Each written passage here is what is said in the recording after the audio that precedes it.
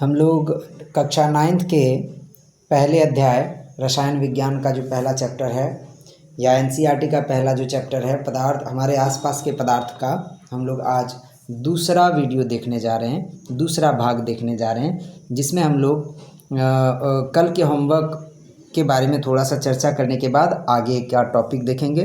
कल का होमवर्क क्या था, पदार्थ के कणों की क्या विशेषताएं हैं, इसको घर से लिख के लाना था, आंसर करके आना था।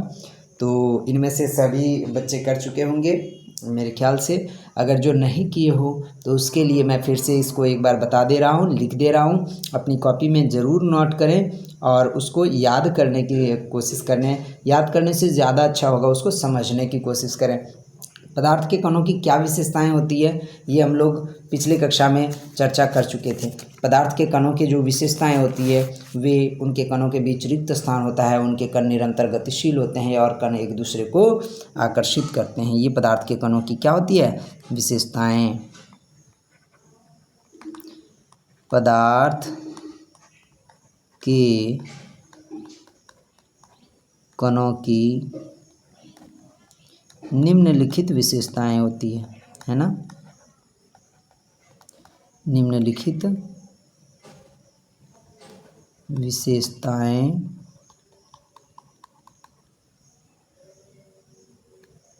होती है। पहला, पदार्थ के कणों के बीच रिक्त स्थान होता है। पदार्थ के कणों के बीच रिक्त स्थान होता है। दूसरा, पदार्थ के कण निरंतर गतिशील होते हैं। पदार्थ के कण निरंतर गतिशील होते हैं।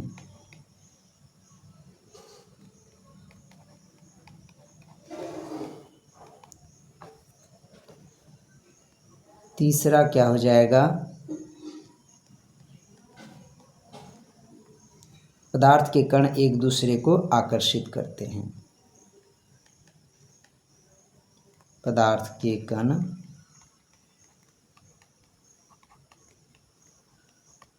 एक दूसरे को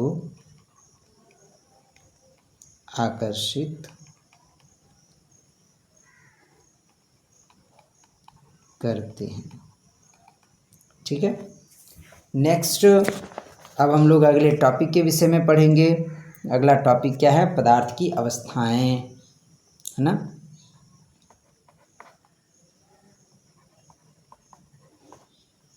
पदार्थ की अवस्थाएं। तो पदार्थ की अवस्थाएं, कौन कौन सी अवस्था होती है, पदार्थ की कौन कौन सी अवस्था है। तो अवस्था के आधार पर पदार्थ को 3 भागों में बांटा गया। कितने भागों में,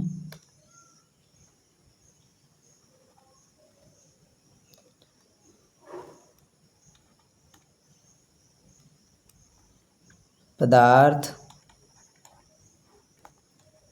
को उसकी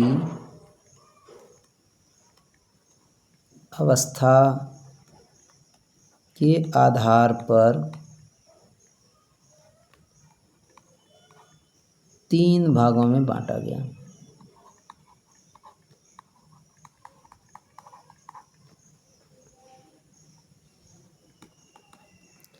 तीन भागों न लिखकर वर्गों लिख दो, बेहतर लगेगा। 3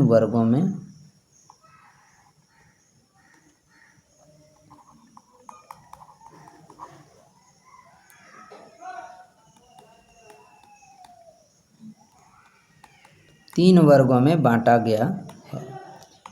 पहला, ठोस। दूसरा, द्रव। और तीसरा, गैस। अब ये जो वर्गीकरण है ये पदार्थ की अवस्थाओं के, पदार्थ के विभिन्न अवस्थाओं के कणों के विभिन्न विशेषताओं के आधार पर है। यह वर्गीकरण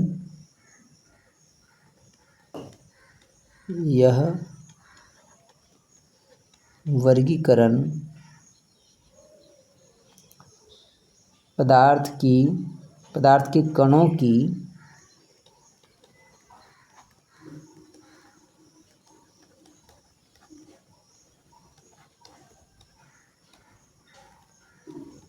विभिन्न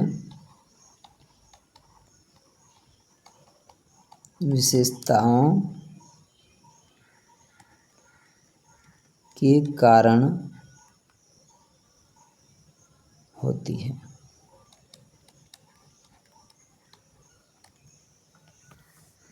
ठीक है, अब हम लोग बारी बारी करके ठोस के कणों की विशेषताएं पढ़ेंगे, यानी ठोस पदार्थ की विशेषताएं पढ़ेंगे, फिर द्रव की विशेषताएं पढ़ेंगे, फिर गैस की विशेषताएं पढ़ेंगे, और फिर इन तीनों में हम लोग तुलना करेंगे।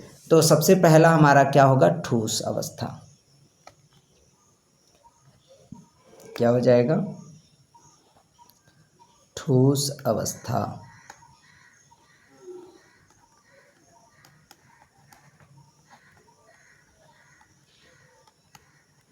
ठोस को इंग्लिश में क्या कहा जाता है? Solid state.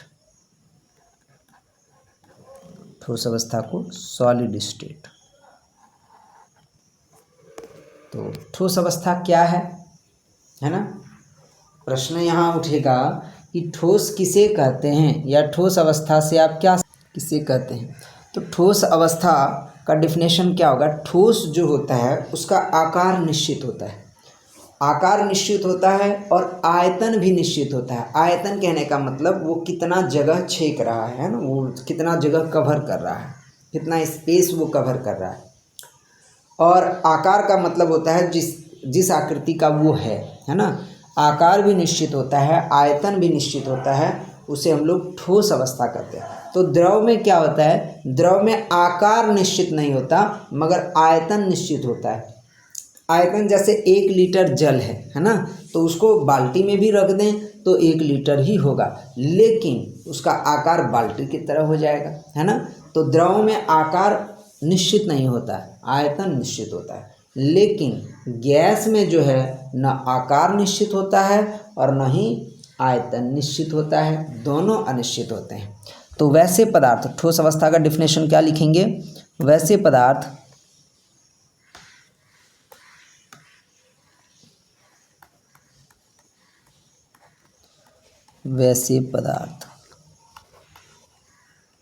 जिनका आकार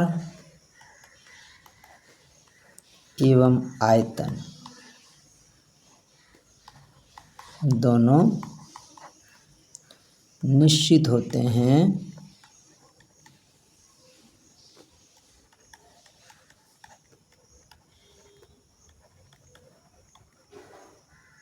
ठोस कहलाते हैं। वैसे पदार्थ जिसका आकार एवं आयतन दोनों निश्चित होते हैं क्या कहलाते हैं? वो ठोस। उदाहरण क्या होगा इसका? कुछ भी, लकड़ी, लोहा, है ना, ईंट, पत्थर, बर्फ इत्यादि।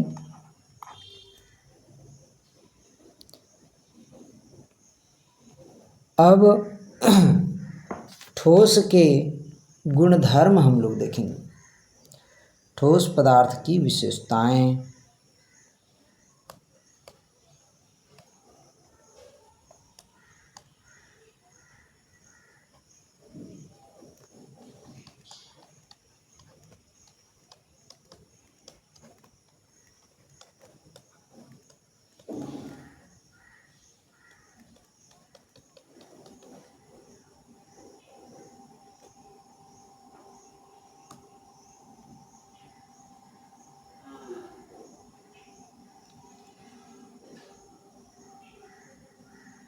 क्या होगा इसका विशेषता? तो पहला जो ठोस की विशेषताएं होंगी, ठोस का आकार एवं आयतन निश्चित होता है। ठोस पदार्थ का आकार एवं आयतन दोनों निश्चित होते हैं।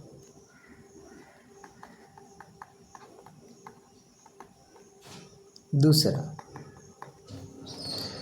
ठोस पदार्थ के कणों के बीच रिक्त स्थान अत्यंत कम होता है। ठोस पदार्थ का अगर हम डायग्राम देखें या फिगर देखें तो एनसीईआरटी में भी इसका फिगर का दिया गया है कि किस प्रकार ठोस पदार्थ के कण संकुचित होते हैं।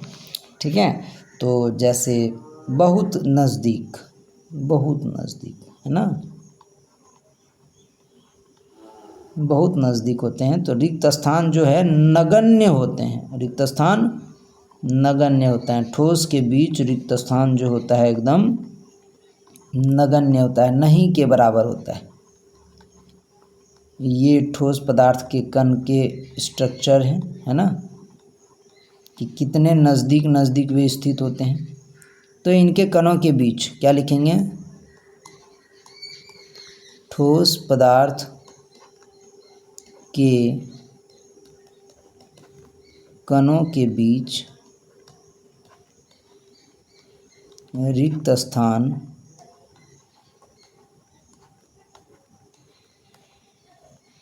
नगण्य होते हैं। ठीक है, अब रिक्त स्थान नगण्य होता है, साथ में ही ये कण एक दूसरे को अत्यधिक आकर्षण बल के द्वारा आकर्षित करते हैं, है ना, यानी इनके कणों के बीच आकर्षण बल अत्यधिक होता है। ठोस के कणों के बीच आकर्षण बल अत्यधिक होता है।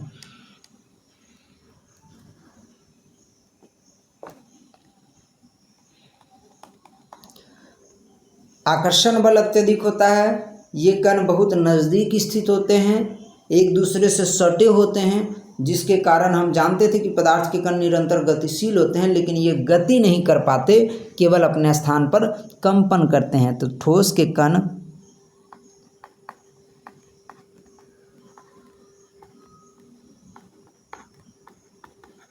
गति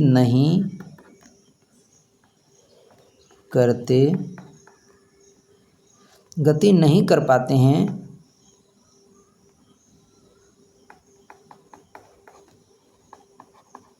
बल्कि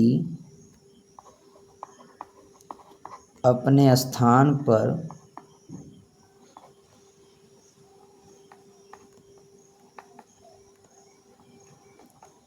कंपन करते हैं।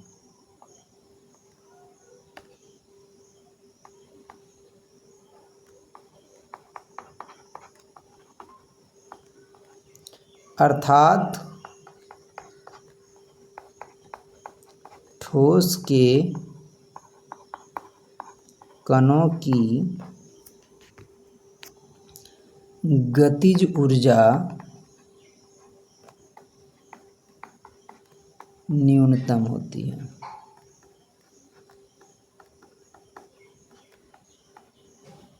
ठीक है, ठोस के कणों की गतिज ऊर्जा क्या होती है? न्यूनतम। नेक्स्ट हम लोग देखेंगे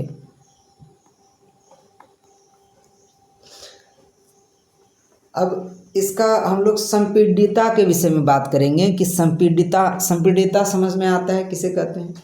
एक बैलून में पानी भरा हुआ, एक बैलून दिए हवा भरा हुआ, ठीक है, एक बैलून दिए पानी भरा हुआ और एक बैलून दिए बालू भरा हुआ। तो किनको दबाना आसान होगा? हवा वाला, जल वाला या बालू वाला? तो सबसे ज़्यादा आसान तो हवा वाला होगा, है ना, क्योंकि तो ये क्यों? क्योंकि उसके कणों को अत्यधिक दबाया जा सकता है, प्रेस किया जा सकता है, ठीक है। उसी तरह उसके बाद कठिनाई होगी जल में, और सबसे ज़्यादा कठिन होगा बल वाला बैलून को, है ना, माने सबसे ज़्यादा बल लगेगा। तो संपीड़ितता कहते हैं जिसे दबाया जा सके, है ना। तो जैसे ठोस की संपीड़ितता बहुत कम होती है ना, ठोसों की संपीड़ितता बहुत कम होती है, उसे नहीं के बराबर दबाया जा सकता है कि नहीं। ठोसों की संपीड़ितता क्या होती है? कम होती। तो हम लोग क्या लिखेंगे? ठोसों को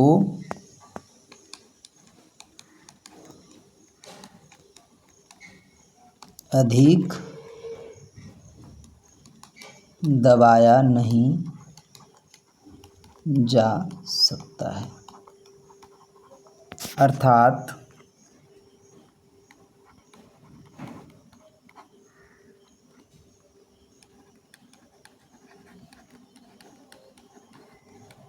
इसकी संपीड्यता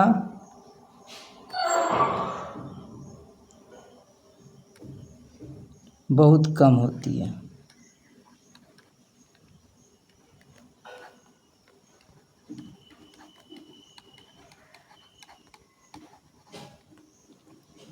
ठीक है।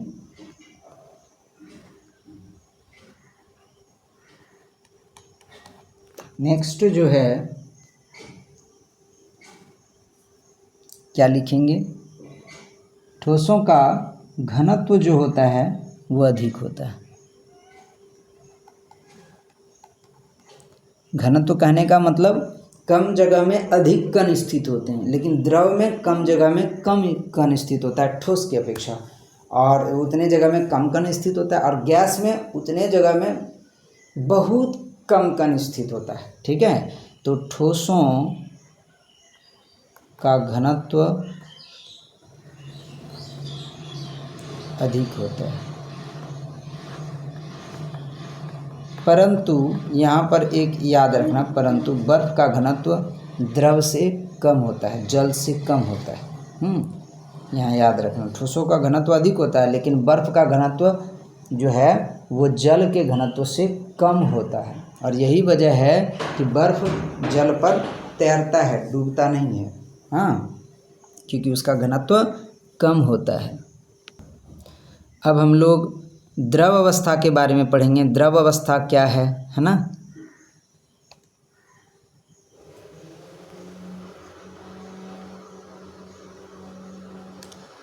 द्रव अवस्था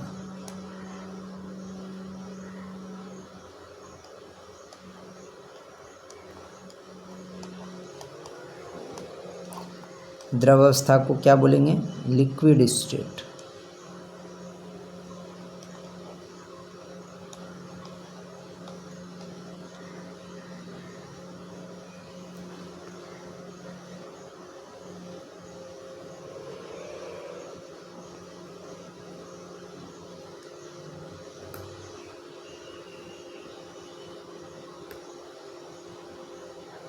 लिक्विड स्टेट। द्रव अवस्था किसे कहते हैं? तो हमने बताया पिछले ही ठोस अवस्था जब बता रहे थे उसी समय क्या बताया कि द्रव अवस्था का आकार निश्चित नहीं होता है, लेकिन आयतन निश्चित होता है। तो यहाँ क्या लिखेंगे? वैसे पदार्थ। वैसे पदार्थ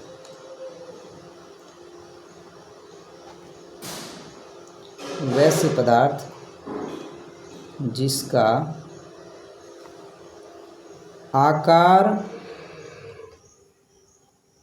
निश्चित नहीं होता है, जिसका आकार क्या होता है? निश्चित नहीं होता है, निश्चित नहीं होते हैं, परंतु आयतन निश्चित होता है। आयतन निश्चित होता है, उसे द्रव अवस्था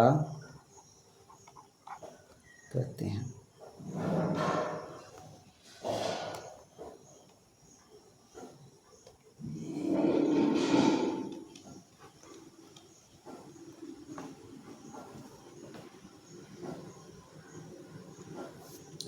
उदाहरण क्या होगा? उदाहरण क्या होगा द्रव अवस्था का? जल, दूध, तेल, है ना, इत्यादि, जो जिसमें बहाव का गुण होता है ना, तो वो क्या होता है? द्रव। अब द्रव अवस्था के गुणधर्म, द्रव अवस्था के हम लोग क्या देखेंगे? गुणधर्म देखेंगे।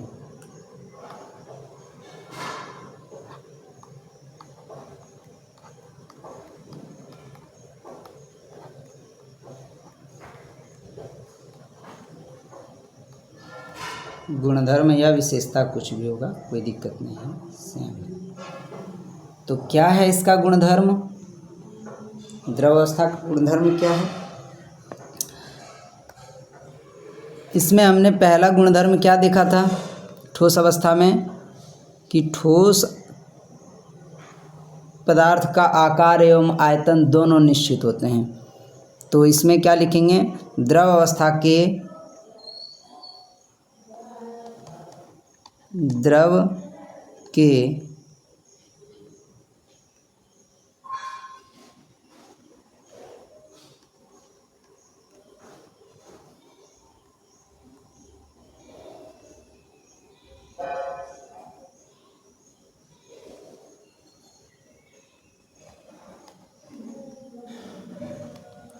आयतन, द्रव का आयतन निश्चित होता है,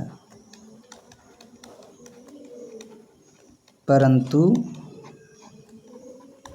आकार अनिश्चित होता है। आकार क्या होता है? द्रव का अनिश्चित होता है। ठीक है।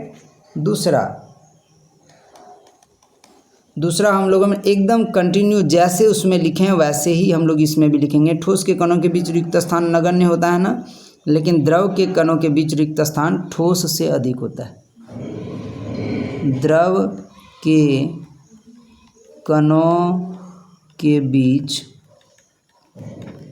रिक्त स्थान ठोस के कणों के बीच रिक्त स्थान से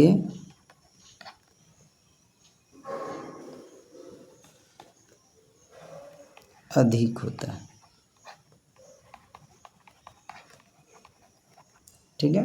द्रव के कणों के बीच जो रिक्त स्थान होता है वो ठोस के कणों के बीच रिक्त स्थान से अधिक होता है, यानी इसके कण थोड़े दूर दूर स्थित होते हैं। यहाँ यहाँ यहाँ यहाँ देख लो, है ना।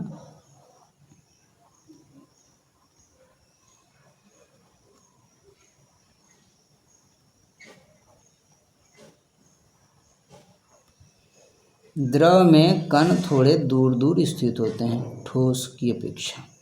ठीक है। ठोस की अपेक्षा इसके कण दूर दूर स्थित होते हैं, इसके कणों के बीच रिक्त स्थान अधिक होता है, और रिक्त स्थान अधिक हुआ तो इसके कणों के बीच अधिक हुआ तो उसका कारण क्या है कि भाई उसके कणों के बीच कम आकर्षण बल है। ठोस के कणों की तुलना में कम एक दूसरे को आकर्षित करते हैं। तो क्या लिखेंगे?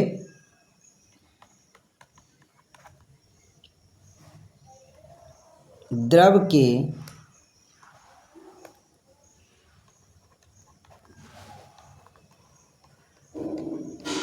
कणों के बीच आकर्षण बल का मान ठोस के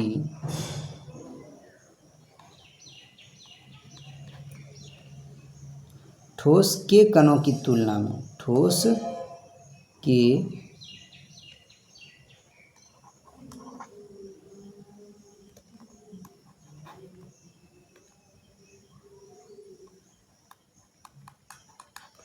कणों की तुलना में कम होता है। ठीक है। नेक्स्ट हम लोगों ने इसमें क्या देखा था, चौथे नंबर पे, ठोस के कण गति नहीं कर पाते बल्कि अपने स्थान पर कंपन करते हैं। लेकिन इसमें क्या लिखेंगे, द्रव के कणों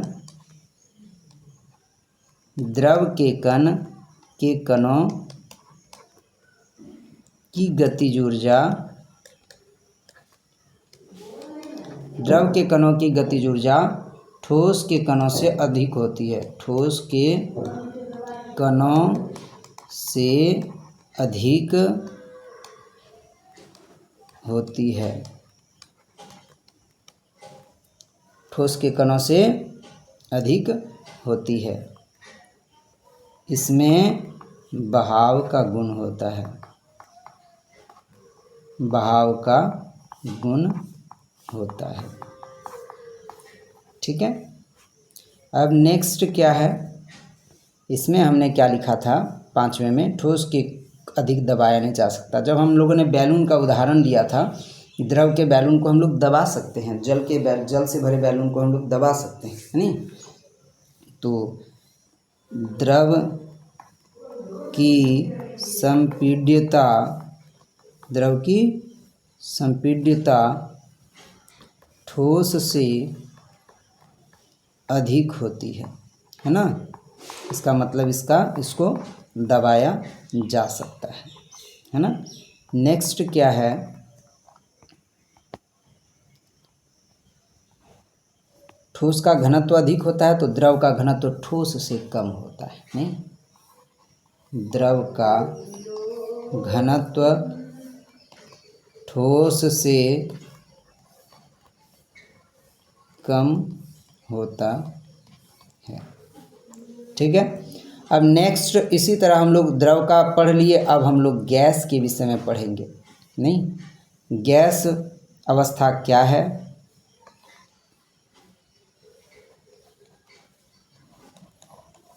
गैसीय अवस्था।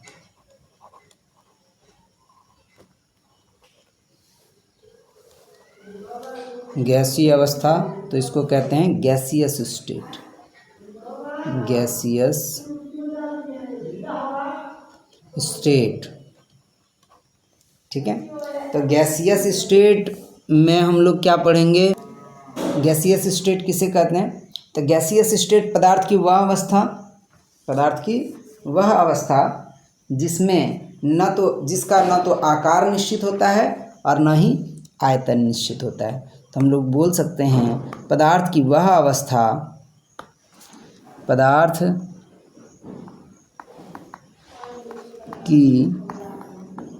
अवस्था जिसमें या जिसका आकार एवं आयतन दोनों अनिश्चित होते हैं, निश्चित नहीं होते हैं ना। दोनों क्या होते हैं, दोनों अनिश्चित होते हैं, गैसीय अवस्था कहलाते हैं। गैसीय अवस्था कहलाते हैं। ठीक है। उदाहरण क्या हो जाएगा इसका, गैसीय अवस्था का उदाहरण क्या हो जाएगा, उदाहरण क्या होगा इसका गैसीय अवस्था का, वायु, है ना। वायु हो जाएगा इसका। ठीक है। तो गैसीय अवस्था का उदाहरण क्या हो गया, वायु। अब वायु विभिन्न गैसों का मिश्रण है। ठीक है। तो भाप भी गैसीय अवस्था है। भाप या वाष्प बोल सकते हैं। वाष्प चूंकि वो द्रव अवस्था है लेकिन वो गैस के रूप में, द्रव का गैस के रूप में परिवर्तन जो होता है वो क्या कहलाता है, वाष्प। और वो प्रक्रिया वाष्पन कहलाती है। उसको भाप हम बोल दिए लेकिन उसका एक्चुअल नाम क्या है, वाष्प। ठीक है, इत्यादि।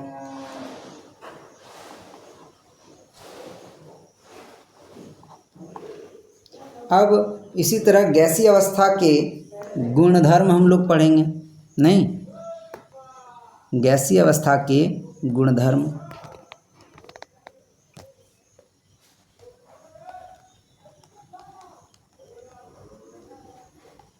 गैसीय अवस्था के गुणधर्म।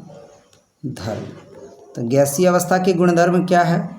तो गैस के पहला जो हम लोग लिखे थे, गैस का न आकार, गैसीय अवस्था का न आकार निश्चित होता है और न ही आयतन निश्चित होता है। पहला क्या होगा? गैस का न गैसीय अवस्था का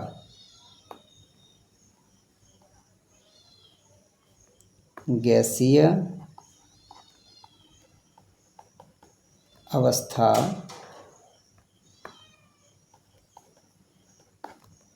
का न तो आकार निश्चित होता है और न ही आयतन।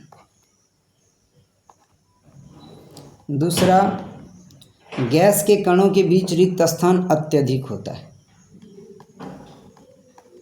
गैस के कणों के बीच रिक्त स्थान अत्यधिक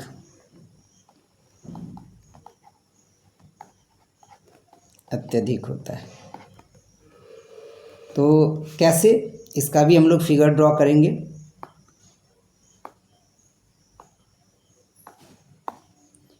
एक यहाँ है, दूसरा यहाँ है, तीसरा यहाँ है, कहीं भी यादृच्छिक रूप से, रैंडम रूप से जहाँ तहाँ स्थित होता है। गैस के कणों के बीच रिक्त स्थान अत्यधिक होता है, अत्यधिक।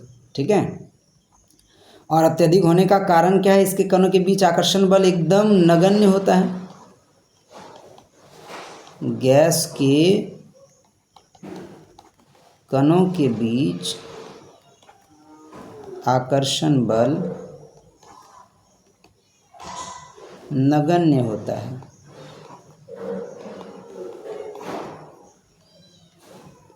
ठीक है। इसके बाद हम लोग क्या पढ़े थे?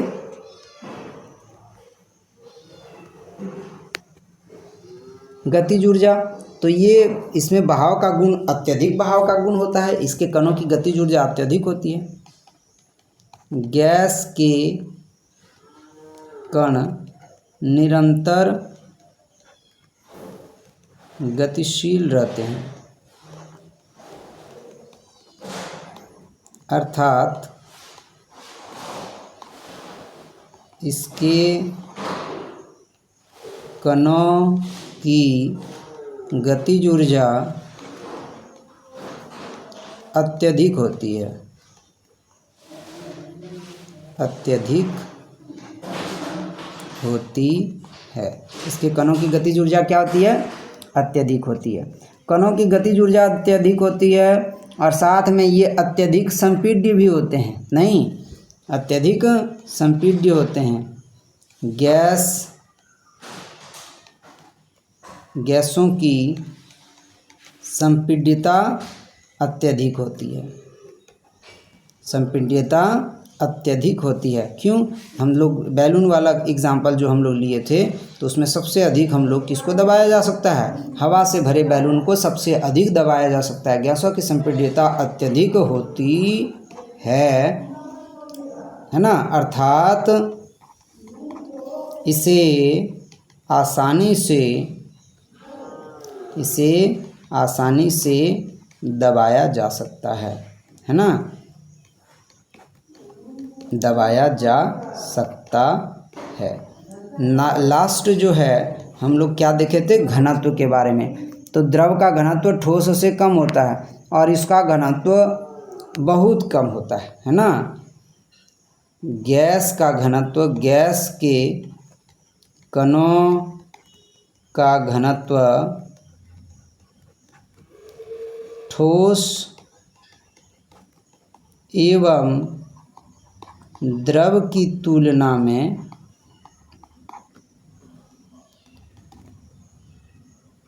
नगण्य होता है। नगण्य तो नहीं बोलेंगे, न्यूनतम होता है, तुलना में न्यूनतम होता है। ठीक है, न्यूनतम होता है। तो आज की वीडियो में हम लोगों ने क्या पढ़ा? ठोस, द्रव और गैस की परिभाषाएं, और साथ ही ठोस, द्रव, गैस की कणों की विशेषताएं, ठोस, द्रव, गैस की विशेषताएं। अब आप लोगों को हम होमवर्क दे रहे हैं, थोड़ा सा एक क्वेश्चन का होमवर्क दे रहे हैं, वो करके हर हाल में आना ही है। तो पहला प्रश्न है, पहला और आखिरी, यानी एक ही प्रश्न हम दे रहे हैं, थोड़ा सा बड़ा भी है लेकिन कंप्लीट करके आना है। HW क्या है? ठोस, द्रव तथा गैस अवस्था के बीच अंतर स्पष्ट करें। अंतर स्पष्ट करें या अंतर लिखिए। हाँ, तो इसको अंतर लिखना कैसे है, हम तरीका बता दे रहे हैं। हम गुणधर्म तो बता दिए, गुणधर्म के आधार पर अंतर लिखना है। इसमें आंसर लिख के 3 कॉलम में ये लिखना है, ठोस, द्रव, गैस तथा गैस के बीच अंतर डैश दे देना, और डैश दे देना है, और उसके बाद 3 कॉलम में बांटना है। ठीक है, पहला कॉलम ठोस, दूसरा कॉलम बराबर बराबर में, पहला कॉलम ठोस, दूसरा कॉलम द्रव और तीसरा कॉलम गैस। ठोस, द्रव और गैस, तीनों कॉलम में एक एक नंबर करके इस तरह कर करके जो है इसका अंतर लिखना है। ठीक है, तो हो जाएगा। हर हाल में होमवर्क क्लियर करके आना, और सारा जितना भी बताया जाता है प्रत्येक क्लास में, सारा कॉपी में नोट करते रहना, देखते रहना, समझ के एकदम शांत होके पढ़ना, और उसके बाद समझ के एक बार रिवीजन भी करना कि क्या पढ़े हम, है ना, उसको याद भी कर लेना। याद करने से मतलब नहीं है, समझ जैसे जाएंगे तो जैसे दोबारा पढ़ेंगे तो वो माइंड में सेट हो जाएगा। तो कॉपी में लिखना ना छोड़ना, हर हाल में लिख ही लेना, और उसको बार बार जब भी समय मिले तब एक बार रिवीजन कर लेना। ठीक है, उम्मीद करते हैं कि आप लोगों को वीडियो पसंद आया होगा। प्लीज़ चैनल को सब्सक्राइब करें, लाइक करें, और जितना हो सके अपने दोस्तों में शेयर करें। धन्यवाद। फिर मिलते हैं अगली क्लास में।